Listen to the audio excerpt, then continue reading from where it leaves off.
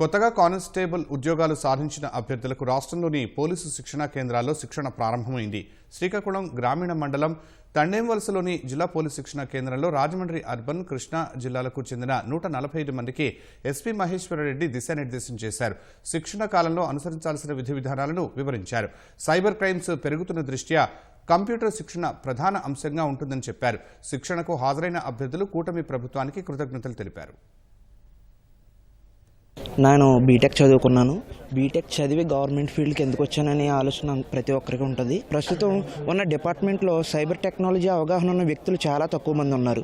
So దాని గురించి మేము రావడం అనేది మేము చాలా ఆనందపడుతున్నాం. మా యొక్క పూర్తి నాలెడ్జ్ని ఈ పోలీస్ డిపార్ట్మెంట్కి అందిస్తామని ఈ సభాముఖంగా తెలియజేస్తున్నాను. ఆల్రెడీ సాఫ్ట్వేర్లో జాబ్ చేశాను. డ్యూటీ మీద ప్యాషన్తో నేను పోలీస్ డిపార్ట్మెంట్ సైడ్ వచ్చాను అనమాట.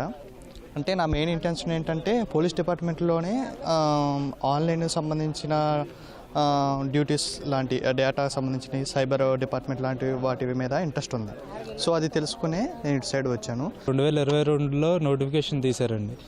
అయితే ఎగ్జామ్ అయితే పెట్టారు, కానీ మాకు సరైన పద్ధతిలో మాకు రిక్రూట్మెంట్ జరగలేదండి.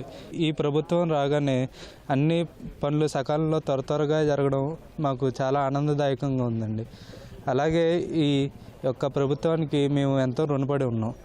అయితే మాకు ఈ స్టైఫండ్ పెంచి కొంచెం మాకు ఆర్థికంగా కూడా మాలాంటి పేద కుటుంబాలకి ఎంతగానో సహాయం మెండుగా దయచేశారండి.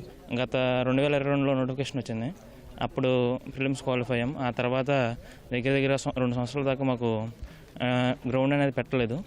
ఈ ప్రభుత్వం వచ్చిన తర్వాత గ్రౌండ్ కండక్ట్ చేసిన తర్వాత వెంటనే మెయిన్స్ ఎగ్జామ్ కూడా పెట్టిన దానిలో మేము క్వాలిఫై మెరిట్ లిస్ట్లో ఉద్యోగం సాధించాం. అక్కడ నుంచి మాది కృష్ణా జిల్లా.